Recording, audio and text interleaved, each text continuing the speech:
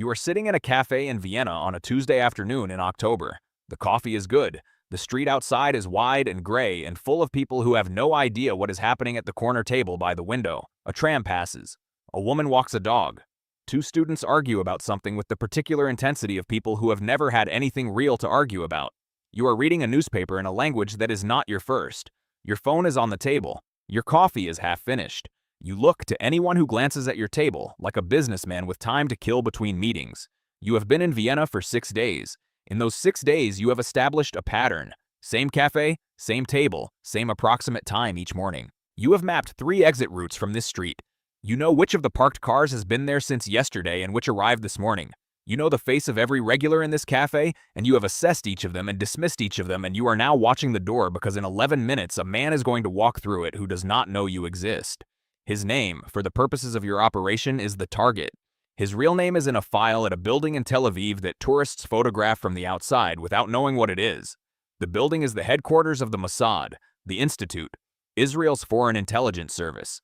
11 words in Hebrew that translate, roughly, to the Institute for Intelligence and Special Operations. Special Operations. That is the phrase that carries the weight. You have been with the Mossad for 14 years. You have operated on 4 continents. You have run agents in countries that would execute them if they were discovered. You have done things that your government will never acknowledge and that you will never discuss with anyone who was not in the room. And right now, you are sitting in a cafe in Vienna waiting for a man who is about to have the worst 11 minutes of his life.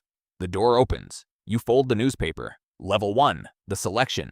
Nobody applies to the Mossad.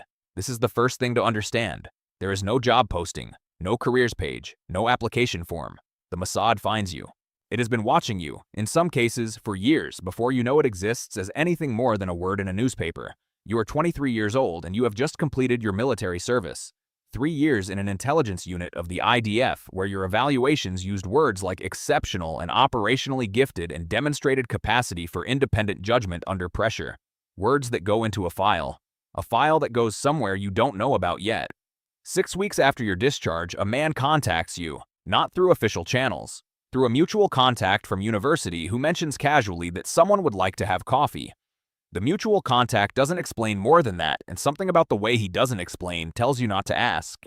The man's name is Avi. He is 50 years old, unremarkable in appearance, with the kind of eyes that are doing considerably more work than the rest of his face. He asks you questions for 2 hours over coffee, about your military service, your languages, your family, your politics, your psychology, your capacity for ambiguity.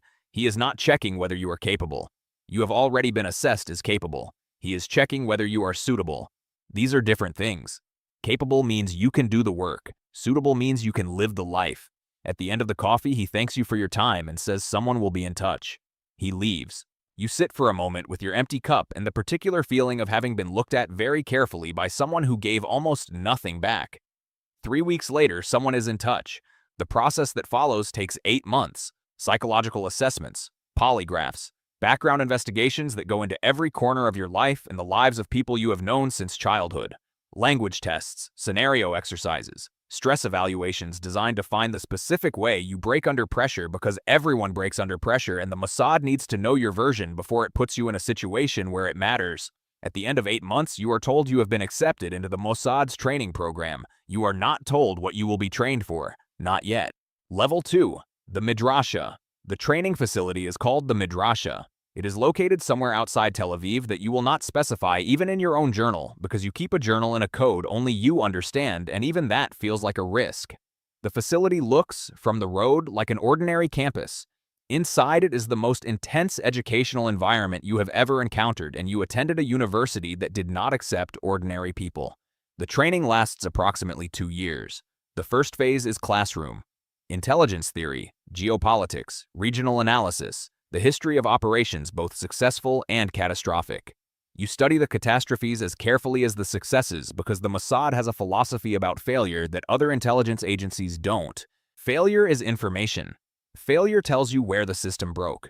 Understanding where the system broke is the only way to ensure it doesn't break the same way twice. You study tradecraft. The word sounds romantic. The reality is exhaustive. Surveillance and counter-surveillance. How to know if you are being followed and how to be certain rather than merely suspicious, because acting on suspicion when you are wrong is as damaging as missing surveillance when you are right. Dead drops and signal sites and cover stories that must be constructed with enough internal consistency to survive sustained questioning by professionals. You study people. This is the most important thing you study and the hardest to teach. The Mossad runs on human intelligence, on agents and sources and relationships with people inside the countries and organizations it needs to understand.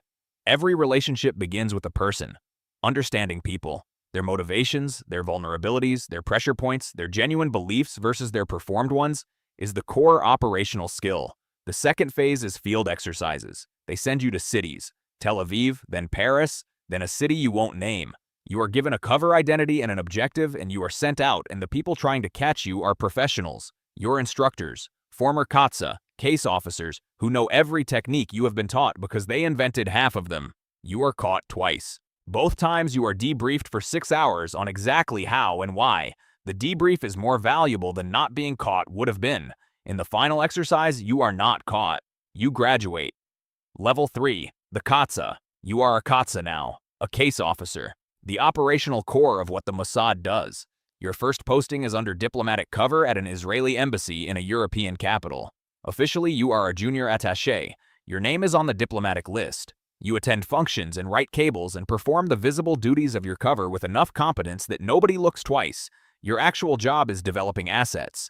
An asset is a person with access to information Israel needs. A government official, a military officer, a scientist.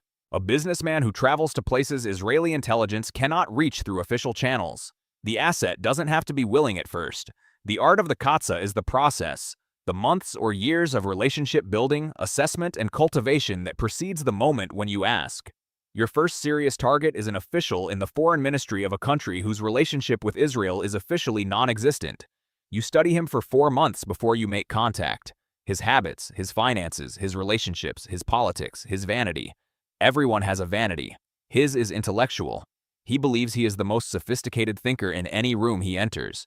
You approach him at a conference as someone who appears to share that belief about him. You meet 7 times over 3 months. At conferences, at a restaurant, at a museum where he likes to spend his lunch hour. You are not Israeli in these meetings. You are the legend the Mossad built for you, a European academic with regional expertise and impeccable credentials that will survive any check he runs. At the 8th meeting, you ask, not directly. The Mossad never asks directly. You create a situation in which the right choice, from his perspective, is the choice you need him to make. He makes it. You file the report. Tel Aviv is pleased. You have your first asset. You do not feel what you expected to feel. What you feel is the specific weight of responsibility for another person's safety. His safety now depends on your discipline and your judgment for as long as this relationship lasts. You do not take that lightly. You were trained not to.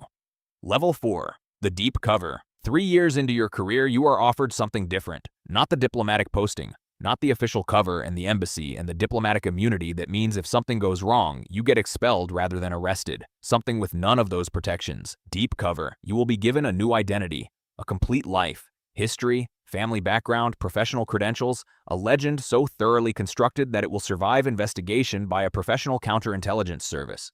You will live this life in a target country for an extended period, months, possibly years.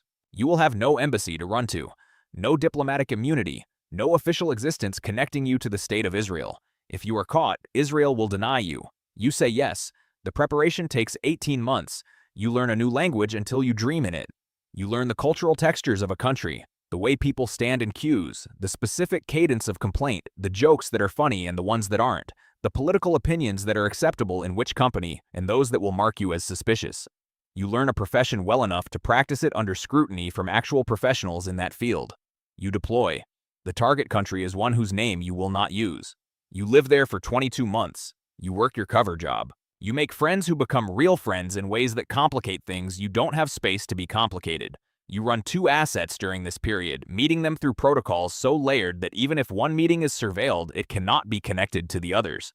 On the 19th month, you detect surveillance, not suspicion, detection. A specific vehicle that has appeared in your pattern 3 times in contexts that share no innocent explanation. You run a counter-surveillance route over 4 days. The surveillance is confirmed.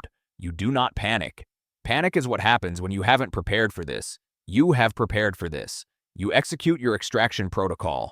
3 days. Quiet, methodical, unhurried in appearance. You wrap the cover job with a plausible reason for departure. You say goodbye to the friends in a way that doesn't look like goodbye. You leave through a border crossing that is not the obvious one. You are out. The debrief takes 2 weeks. You are told the operation was a success. You are told the surveillance was probably routine rather than targeted. You are told the extraction was textbook. You ask about the friends. You are told not to think about the friends. Level 5, the Special Operations. There is a unit within the Mossad called Keaton. You will not confirm or deny membership. What you will say is that there is a tier of operational work that exists beyond intelligence gathering, beyond recruitment and case running and the careful cultivation of sources. A tier where the mission is not to understand a threat but to remove it. You have been in the Mossad for 9 years. Your record is exceptional. Your operational judgment has been tested in conditions that most Katsa never encounter. You are offered a role that most people in the organization will never know you hold. The work is what it is. You will not dress it in language that makes it something other than what it is. There are people in the world who represent specific, assessed, documented threats to Israeli citizens and Israeli security. The political and legal mechanisms available to states for dealing with such people have been considered and found insufficient or unavailable. The decision to act has been made at the highest levels, not by intelligence officers but by elected officials who carry the legal and moral authority to make it. Your job is to execute the decision. The planning is meticulous. Months for some operations. The target's pattern of life mapped and remapped. Entry and exit routes stress-tested against every scenario that professional paranoia can generate. Cover identities built and validated. Contingencies for contingencies. The night before an operation, you sleep well. This is something people find difficult to understand. You sleep well because you have done the work, because the decision was not yours and the authority behind it is legitimate and the planning has been exhaustive. Because you have made peace, over years of thinking about it carefully and without self-deception, with what this work is. The morning after an operation, you file the report. You debrief. You go back to being whoever your cover says you are. You are awarded a commendation that does not exist in any record that will survive your career. Level 6. The Station Chief. You run your own station now. A Mossad station is small by the standards of other intelligence agencies. 4, perhaps 5 officers. The Station Chief is the most senior Mossad officer in country. You are responsible for every operation, every asset, every relationship, every piece of intelligence that flows from your territory back to Tel Aviv. You are based in a city that has strategic significance for reasons you will not detail. The work at this level is different from the field work below it. You are still operational. You still handle the most sensitive assets yourself because some relationships cannot be safely transferred without damaging them. But increasingly, your job is judgment rather than execution. You approve operations. You reject them when the risk profile is wrong, which happens more often than people in Tel Aviv would like. The friction between headquarters and the field is structural and permanent. Tel Aviv sees the strategic picture and wants results. You see the operational reality and know what the results cost. This tension never resolves. You manage it the way you manage everything, with patience and precision and the willingness to hold a position under pressure. One of your assets is discovered, not through your failure, through a breach elsewhere in the network, a technical compromise you had no way to predict or prevent. You have 48 hours to extract him.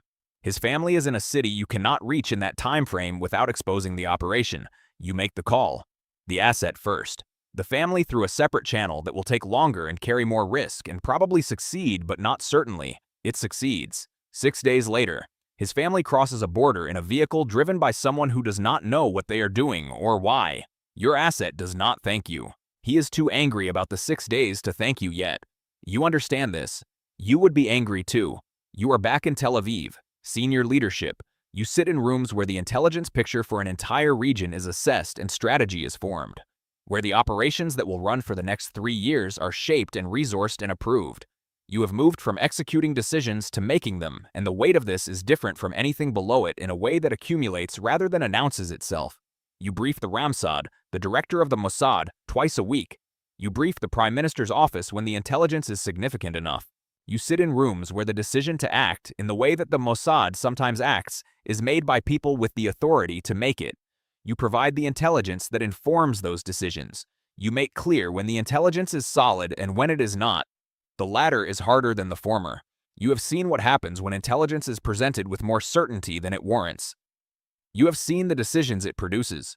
You have learned to say we assess with moderate confidence in a room where people want to hear we are certain because moderate confidence does not feel like enough when the stakes are existential. The stakes in this business are always existential. Israel is a small country with specific enemies and a specific history that makes the calculation of threat different here than it is in London or Washington. The Mossad exists because the alternative, a world where Israel's enemies operate without intelligence opposition, is not survivable. You believe this. You have believed it for 20 years. The belief is what has made the life possible. But belief does not make the decisions easier. It makes them possible. There is a difference. Your body carries the miles now. Old stress injuries. A shoulder that was damaged in an extraction that went wrong in a city you will not name. The particular exhaustion of a career spent in permanent operational alertness that does not fully switch off even in Tel Aviv, even in the office, even on the rare occasion you take a day that looks from the outside like a day off. You are 51 years old. You have given this organization half your life. The man in Vienna walks through the door of the cafe. He is younger than you expected. He orders coffee. He sits 2 tables away and opens his laptop, and he looks, to anyone who glances at him, like a businessman with time to kill between meetings. You fold the newspaper. You think about the 23-year-old who sat across from Avi in a cafe not unlike this one and answered questions for 2 hours without knowing what the questions were for. You think about the midrasha and the field exercises and the 2 times you were caught and the 6-hour debriefs that followed. You think about the asset in the European capital who crossed a line he could never uncross. You think about the friends in the target country who said goodbye to someone who was never who they thought he was. You think about the things you have done that the state of Israel will never acknowledge and that you will carry to your grave. This is the accounting that happens in quiet moments. Not guilt exactly. The Mossad selects for people who can act without being destroyed by the action, but not nothing either. The weight of a life spent in the shadow of everything that public life is. Visible, acknowledged, embedded in the ordinary textures of family and friendship and the accumulation of a self that is the same person in every room. You have been a different person in different rooms for 20 years. You know who you are. That is what the training gave you. A core that the work cannot reach, cannot erode, cannot replace with the legend or the cover or the version of yourself that each operation requires. Some days you are certain of that. The man 2 tables away looks up from his laptop, and for a moment his eyes move across the room in the way that professionally trained people's eyes move across rooms. You were right about him. You fold the newspaper. You leave the cafe before he finishes his coffee. The tram passes. The woman walks her dog. The 2 students are still arguing. Nobody looks at you. Nobody ever does. That is the whole point. That has always been the whole point.